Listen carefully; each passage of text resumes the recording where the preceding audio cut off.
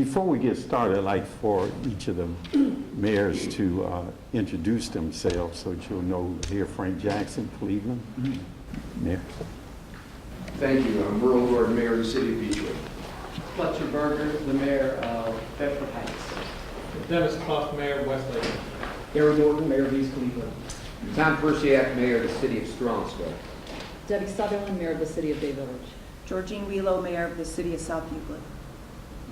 Ted Andrzejewski, Mayor of East Lake. Kathy Mulcahy, Mayor of Orange Village. Dan Ursu, Mayor of Richmond Heights. Charles Smith, Mayor of Village of Woodmere. Earl Lucken, Mayor of the City of Shaker Heights. Dave Anderson, Mayor of the City of Willoughby. Mike Summers, Mayor of the City of Lakewood. Joe Cicero, Mayor of the City of Lyndhurst. Eileen Patton, Mayor of Fairview Park. Rich Bellbeer, Mayor of the City of Brooklyn. Susan Infeld, Mayor of University Heights. Hank Angelo, City Manager, Bedford. Ed Clough, mayor of North Perry Village. Tom Brick, Mayor of Chagrin Falls. Steve Presley, city administrator, City of Pepper Pike. Sam Allen, Mayor of Broadview Heights. Bob Stefanik, Mayor of North Royalton. Tim DeGator, Parma. Brad Sellers, Mayor of the City of Warrenville Heights. Okay. Well, as you can see, this is has nothing to do with Democrat or Republican. This has to do with municipalities. And we've come together in that vein. You know, we just completed our budget hearing, general fund budget hearings yesterday. And in that budget, it reflected in the budget is tens of millions of dollars reduction in state revenue, tens of millions of dollars. And we have survived that and been able to present a balanced budget this year because of the efficiencies that we've put in place and because of some of the economic growth that's been occurring in this region. But this biannual budget and other legislative matters in Columbus is just as it eliminated tens of millions of dollars in state revenue in the previously, this budget along with legislative actions will again affect our revenue stream, which at the end will impact our ability to deliver service to the people that we represent and the businesses within our municipal boundaries. So that is why we're here today, to talk about that which we support and that which we do not support. So I'd like to turn it over to Mayor Wheeler. Legislation has been introduced that will dramatically change Ohio's municipal income tax provisions. Of greatest concerns in this legislative HB are recommendations that would cost municipalities millions in lost revenues and, most importantly, local control. Over the years, local mayors have been very supportive of the efforts to create a more uniform and taxpayer-friendly process that would allow for simplification and uniformity of forms.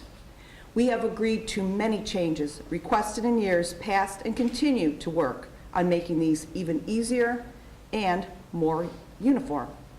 We agree on uniformity of due dates, extensions, estimated payments, withholding, and annual reconciliation.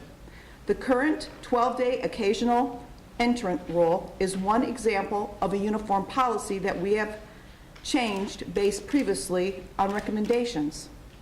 The policy is already uniformed, but in HB 5 is once again being changed. House Bill 5 seems to be more of an effort to take away local government's ability to collect revenues necessary to run our cities by expanding other areas that deal more with uniformity of base and local control. Mayor Sutherland? Thank you. Good morning.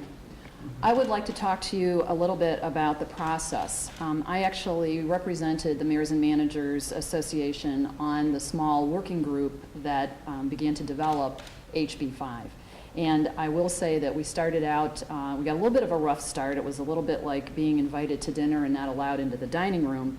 However, we have worked through that. We are making some significant progress, and I want to state very firmly that we will not reach a good compromise on this bill unless we all sit down and work it out together. We have been meeting with the interested parties. We have also been meeting with our legislators across Northeast Ohio. And as I mentioned, we will not be able to get a good compromise that works both for the cities and businesses and for the state of Ohio unless we can work on it together. And that's what we are committed to do.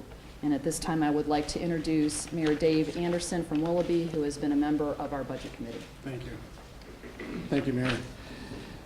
As Mayor Sutherland said, for the past year, many of us have been talking with our local legislators, and lately what our legislators have been telling us is that the sponsors of this bill have been representing that this is largely a revenue-neutral bill.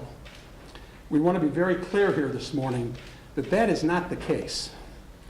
While it's true that not all aspects of this bill will affect every community, it is not neutral. And let me just offer 3 examples. Moving the net operating loss provision to a mandatory 5 years will have no effect on my city, but it will dramatically affect a number of cities in Ohio. Probably 1/3 of the cities in Ohio would experience large losses of revenue if this goes into effect. The change in the occasional entrant rule from 12 days to 20 days and exempting the first 20 days may or may not have an effect on communities with a large business base. We don't know.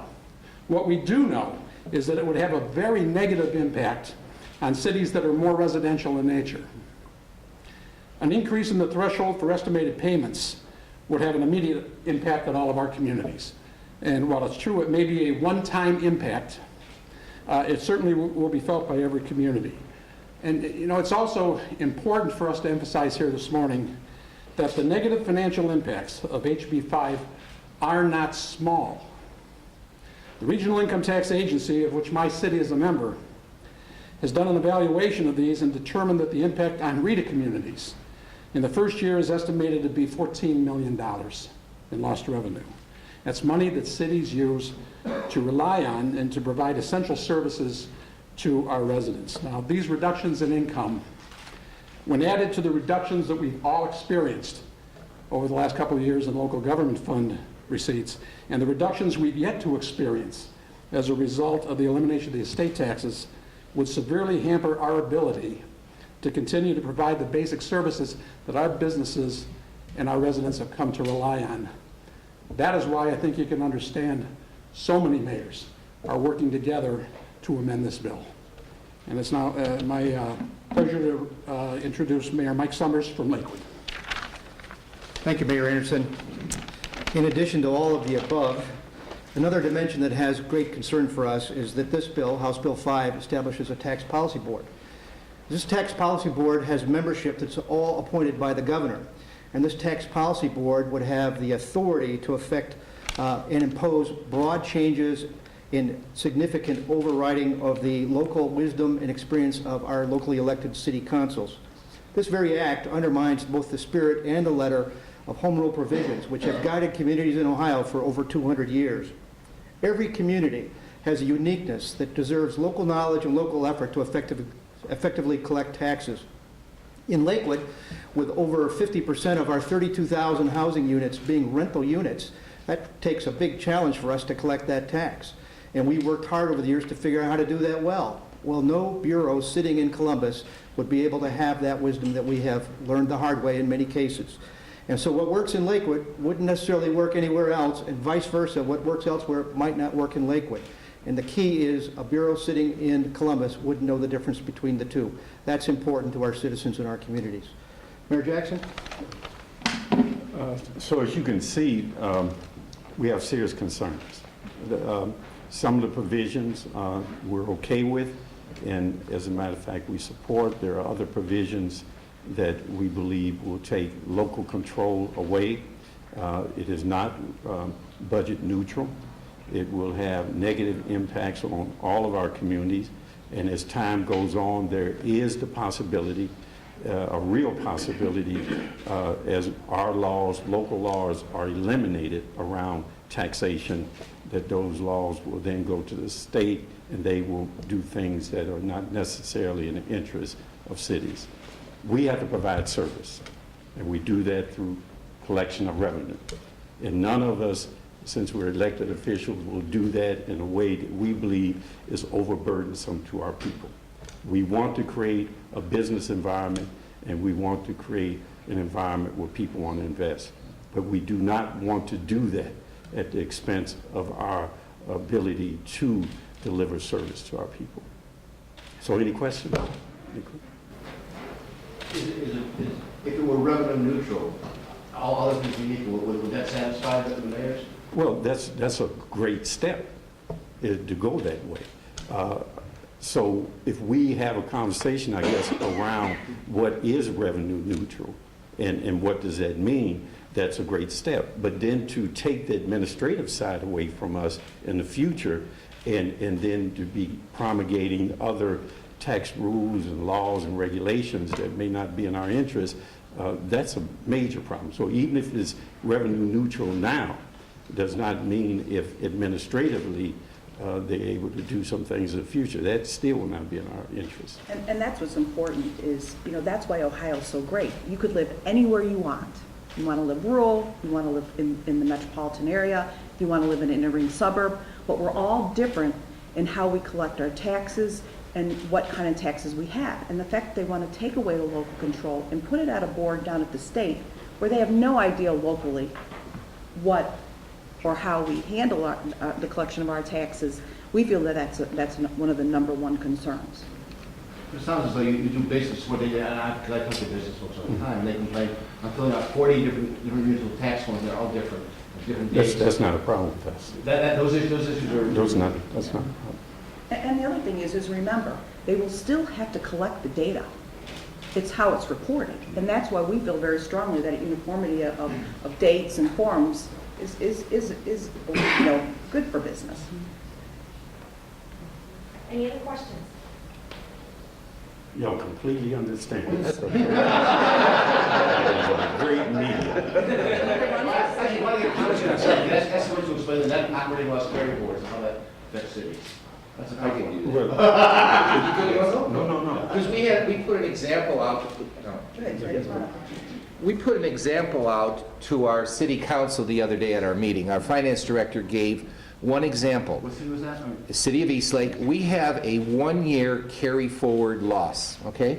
Now, if you look at the federal statute, it could be 5 years, or it is 5 years.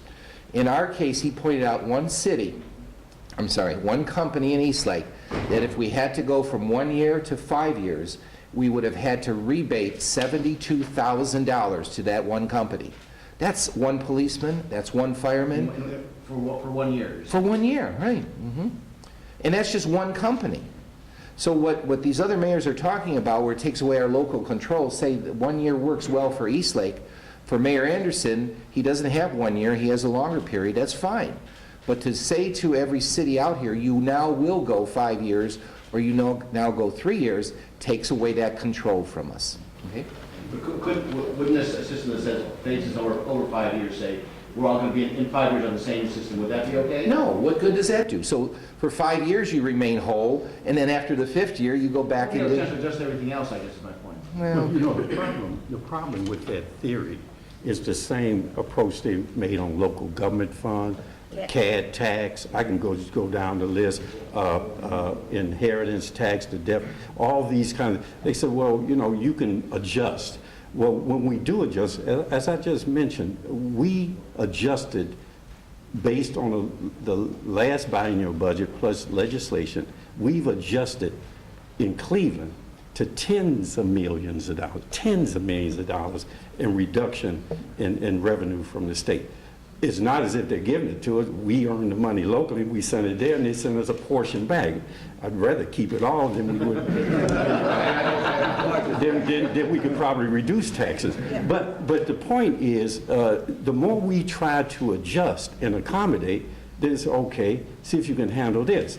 So now since the government revenue side is gone, we have some economic growth that is occurring. This is an attempt and will eventually eat into the economic growth, but still there will be a demand for services, still there will be a demand for us to create a kind of environment for economic investment.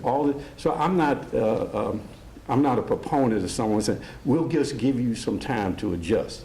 Because we've been down there, and every time we've adjusted, they say, okay, now you're okay with that, let's see what you can do with this. And it just continues to go on and on. Another key dimension is, go ahead, Tom. One other thing is, really, this bill wants to micromanage.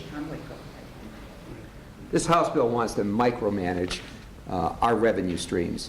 I think each individual municipality should continue to manage their own revenue streams. We know, and you heard Mayor Jackson, you heard the other mayors, specifically indicate why this won't work on a uniform basis throughout the state. So we know what we're asking for is, please, Rita, in our case, collects our city income tax. They remit to us every 2 weeks. I can't wait for a quarterly remittance, because at the end of the day, all of us mayors are charged with meeting a payroll and delivering city services. So that's what this is about. It's called micromanaging our day-to-day operation. Quarterly, monthly, I guess. Well, we receive our remittance every 2 weeks. Well, now you, yeah. Okay. I think another dimension that's worth noting here is only 3% of the employers in Ohio file in more than one jurisdiction. In most of those, 90% of them file in 3 or less jurisdictions. So this 40 jurisdiction example is by far the exception to the rule. It's an extreme case. So to craft a broad sweeping public policy to deal with an extreme case is not wise. If there are issues of equity with a very small group who are willing to invest in Ohio, let's work on that question. But this goes over and above that. And so let's say, for instance, there's a grievance of a taxpayer. Locally, we each have our own way of and process, due process of that occurring. Under this proposed administrative side, all that would go to the state. So we try to be equitable in whatever we do, because we're not trying to take advantage of anyone, and neither are we engaging in politics in regards to who gets and who does not get, who benefits. We deliver service, and through Rita, CCA, they collect our money and they distribute it. If there's a grievance associated, we all have due process where we see if in fact it met our regulations. Through the administrative side, they'll just eliminate all of our regulations, push everything up to down to Columbus, have a politically appointed board who will make decisions around people who may be unhappy with the fact that who said the $72,000. It's a problem. It's a problem. To what Mayor Jackson just said, in Richmond Heights, we have a process where sometimes people are remiss in sending in their taxes. And sometimes there's a good reason for it. And we have a local tax administrator that works with Rita, identify those people, they can write a letter, and they may have had a medical situation. Maybe they've been in the hospital, and for whatever reason, they weren't able to send in on a timely basis what they owed. We have a process in place that can review that and can make a sound judgment about that person's individual situation and say, yes, we understand why you couldn't send it in, and we take it from there. If it's not the state of Ohio, we lose that ability to do that. Those type of people would have no recourse. Thank you. I can speak from here. I have one comment that I'd like to address, and all of us are here for the same reason, and it's a lack of revenue coming in that is not at our control any longer, that we as local mayors don't have. And this really will impact us, each community, very dramatically. There's no question about it. Fortunately, our city, Beechwood, is in a growth mode slightly, and because of that, we have to expand our city services, which we are doing. In order to do that, I've got to put on another rescue squad at approximately $1.5 million a year to staff that because of our growth. We don't have that kind of money coming in. There's no replacement dollars coming into the city that anything has been affected for any of us. We're all in the same position. And we're to deliver services as we have committed to, and we all will. Somehow we'll do it. We need to make sure that the revenue stream is there and the local control is with those municipalities that are able to do this. And at the end of the day, people look at us to deliver services, and that's where we are. So it's very important that we consider this. I agree with everything Mayor Jackson also. He focused on delivery of service, and that's what we're about. That's what we mayors, as elected officials, do, deliver service to the residents of this community, and that's what we're all about. I would just like to mention again, kind of to circle back, House Bill 5 is still a work in progress. And so when we talk about net operating loss, that is one of the areas where we disagree with the legislators who are proposing this bill. However, we're going to continue to sit down with them and hopefully work through this. There are many points that we do agree on. And I think that eventually we will get to a workable compromise.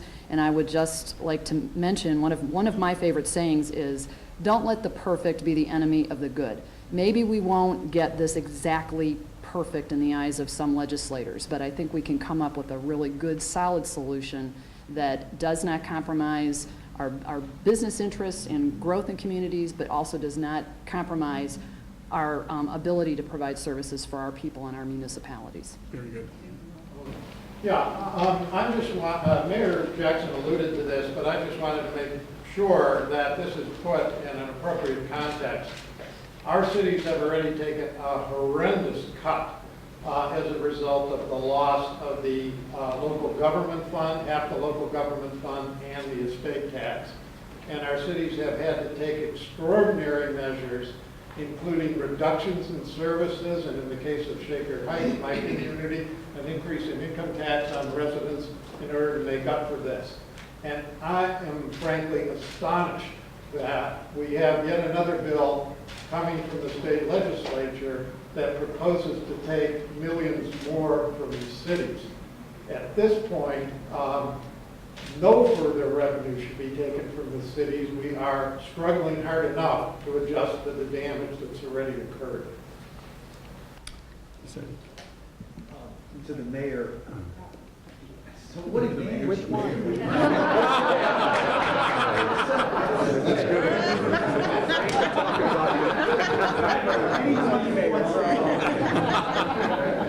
We'll be here all day.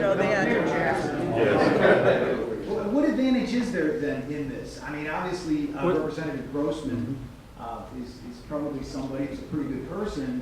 What is their logic in this if so many of you are against it?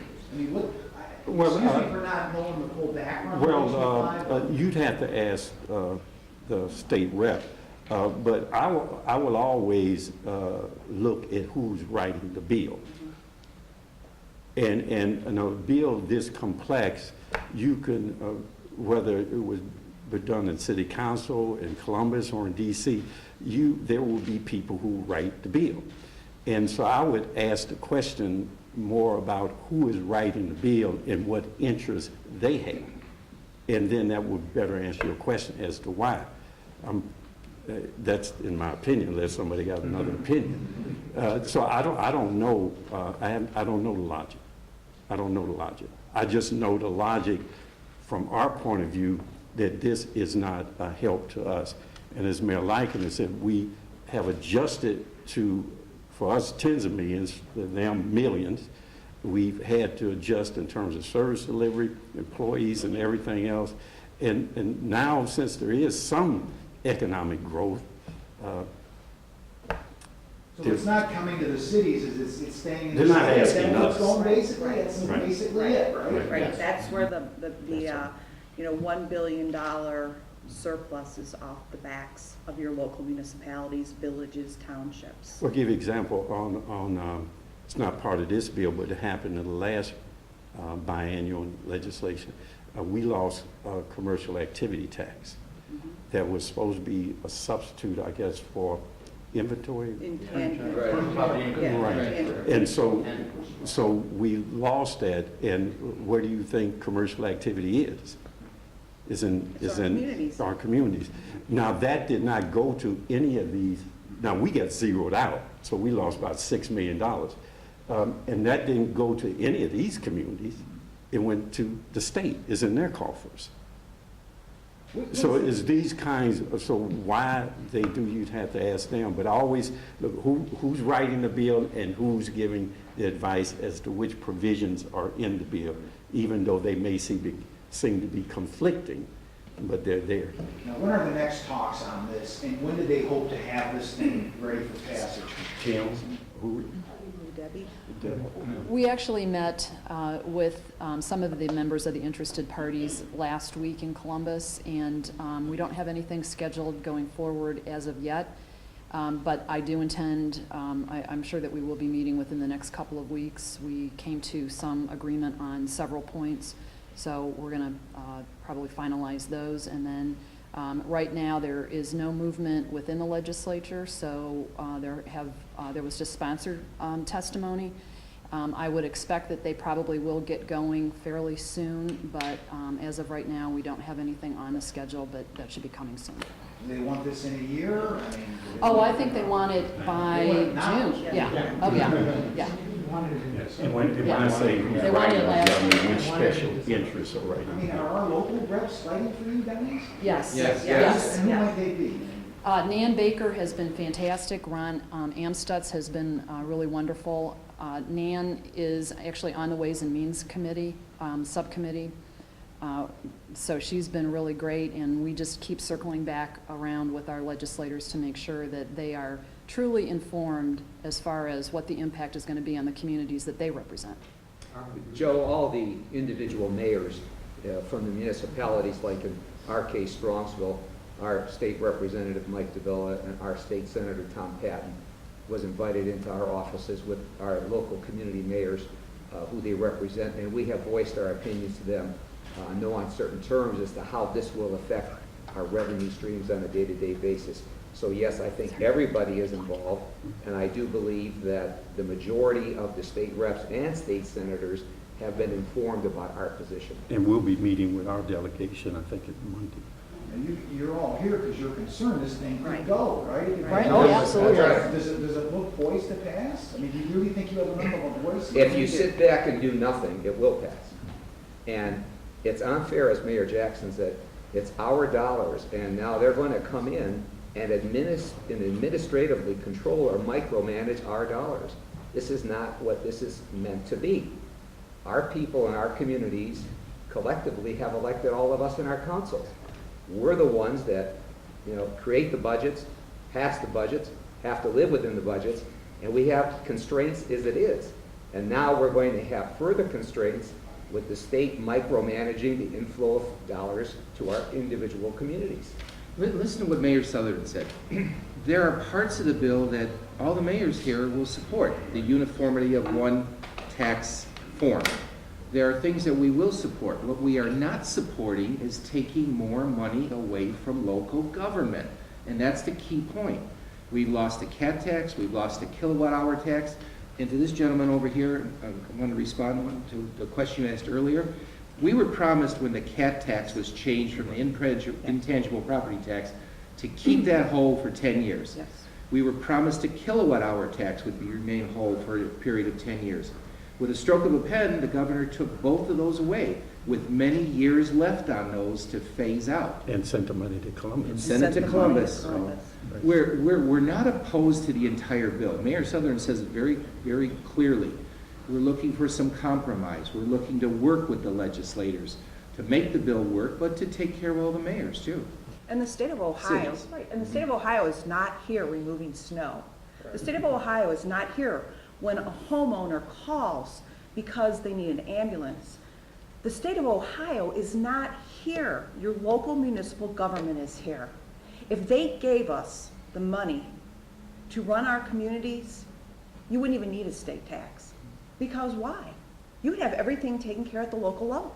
Are you imploring residents? I mean, are you guys running Yes. campaigns to Yes. residents? What are you doing? You Are know, talking to residents? sometimes it's just, for so long now, Columbus hasn't listened to local government. No. We're the backbone of Ohio. We are what builds this community. If they keep taking away money, in my case, in my city of Lyndhurst, $1.2 million is taken away with the local government tax and the state tax. Another $200,000 will be taken away if they're successful in this initiative. where do I go? What does I have that to go to my, translate? I have to go to my tax base, because the city doesn't have that revenue coming in. But what does that translate into when they take that amount of money? What did you have to do in terms of service reduction? Well, right now we are at, bottom line, it's people, and people need services. So we let go of, we lay off people, we eliminate services, the community suffers, we assess people a charge for garbage pickup, whatever.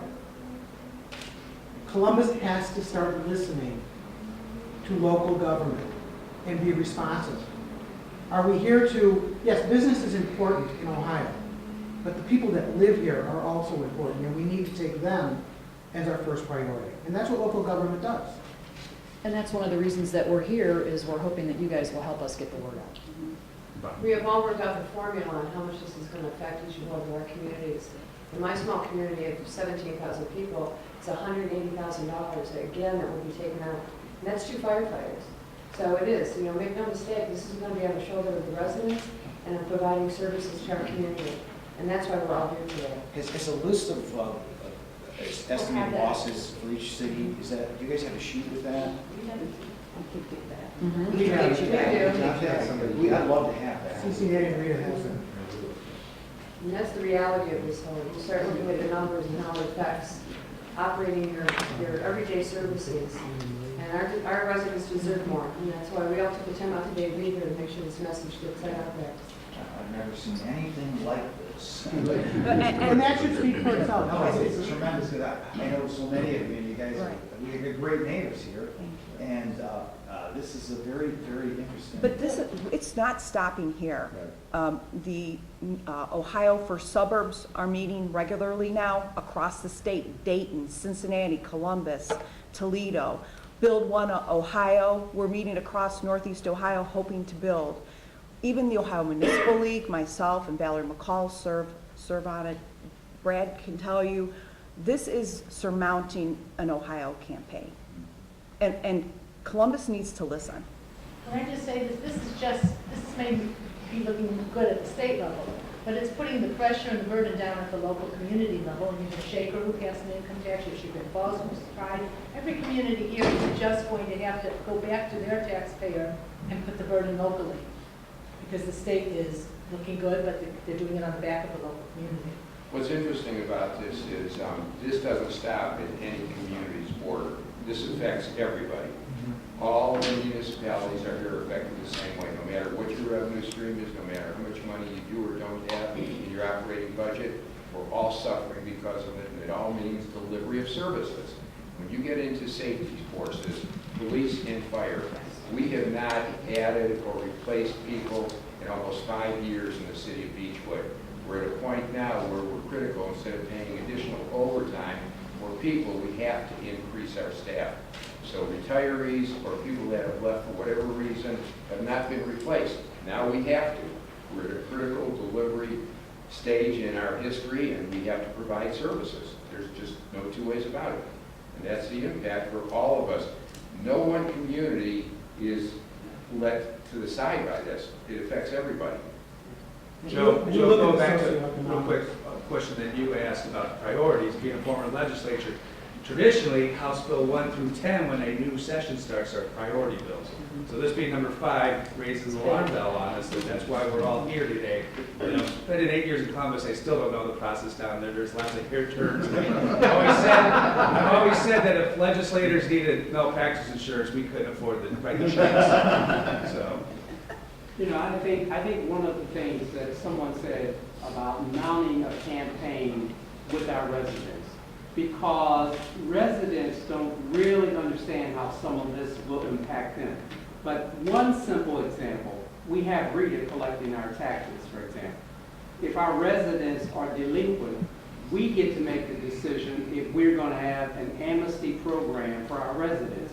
So they can come in, explain to us what happened, and we can make decisions about whether or not they are prosecuted to what degree. So I do think it's important that even some of the small things that residents don't think about could come into play when we talk about these changes. the state would then decide and judge these They cases. decide. Now, at this point, Rita will call us if we are using their services and ask us if we want to offer our residents amnesty. I mean, something as simple as that going away and the residents suddenly having to deal with the state will have an impact on them. I assure you, we are going to be more sympathetic than someone downstate that don't even know them. And I'll also tell you that there are probably some who believe that that approach to life at a state level will be much better for them, but they won't be the average citizen. And they will be the ones who help writing the bill. Okay? These communities were always based on local control. It's always been that way. Now it's not that way anymore. The local control is gone, the revenue stream has not been replaced. There's no new sources. Replacement revenues have been talked about for years. I haven't seen any from the entire city yet, and it's just a continuing drain without local control for our residents. They keep telling us And that's the there's- negative impact. There's all this new revenue. Well, where is it? Show us. Show, you know what they say? Show me the money, show me the money. Give us, yeah. Also, what about all the tools that were coming out of Columbus? We're gonna give you tools to help you collaborate, to become more tech savvy. Well, you know, it's time, my mom always told me, actions speak louder than words. All we're getting is words. There's no actions coming out of Columbus. And we at the local level, that's where the action is. What's That- your message to the governor on this? What would you say? Hopefully if he he'll work were with here, us. What would you say to the governor? Well, I will tell you what I said to him a year ago when I met with the governor along with some of my West Shore colleagues, and we talked about the income tax issue. And his statement to us was that he committed that he would not sign a bill that would adversely affect the revenues for municipalities, and I intend to hold him to that. Was that post? That was last March. Right. So And Mayor Patton was there, and Mayor Clough was there. You're essentially saying you think he would sign this.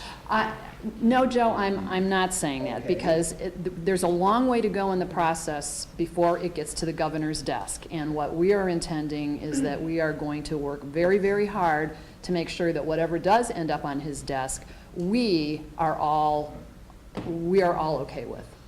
And I think- I would just say that he thinks that our budgets are flush and there's a lot of room to squeeze savings. I would ask him to come to any one of our communities, look at our budgets and see how efficient and lean we are. And there is not much more to squeeze out of it. And I would like him to take a look at that before he proceeds with making any. And I think it's always fair to ask, what exactly is the problem we're trying to solve here? Why? Let's make that real clear, and Yeah, let's work together to So solve that's that why I'm problem. asking, what's the Why? logic in this? Well, and that's the You'll have question we to- have. You'll have to ask them. I wish you guys could be a little more forthcoming in telling me. We don't know. We don't know. Well, honestly, none of you have any speculation or understanding. Well, one thing, I'm a member of the Ohio Society of CPAs. Joe, yeah, here it is. Oh, yeah. See, I was just telling Mayor Jackson. Oh, go ahead. Go on. I'm a practicing CPA, and I am a member of the Ohio Society of CPAs, and they are a big driver behind this. There is a perception, and I understand it from my CPA hat, that the filing of local RETA taxes and CCA taxes is a burden on businesses. With a lot of the changes that have already taken place, you can file one return and just allocate. A lot of that difficulty has been removed, but the perception remains that it's a business unfriendly situation that we're trying to solve. It's a justification. And Ohio Society is driving a lot of this. And I spoke to the policymakers of the Ohio Society, and they are driven towards this goal. And ask the chambers. Ask who's writing the bill. That's what you should ask. Find out who are the interests who are assisting in crafting the bill. Business association. Well, whoever they may be. Yes. There's a list, Yes. there's a list of who's signed on. This isn't about bashing the governor or Columbus. Right. This is about making sure we're at the table so they hear what we have to say and how it affects us. It's getting our point across. We're not here to say they're doing it wrong or they're making bad decisions. We're here saying, come to the people that are on the ground floor, that the grassroots organizations that are making it happen. We want to be at the table. We want you to hear what we're saying. Just don't make these decisions based on what you think we want until you hear us. Joe, we have these organizations represented by these gentlemen here that represent most of the communities in the state of Ohio. They can make it simpler for businesses to comply and take away that perceived difficulty and not do it on the backs of the municipalities and making it harder for us to deliver the services to our residents. That's all that is being done, is pushing the burden down. And our residents are feeling it in the form of new tax increases. And we thank you for your questions. Thank you.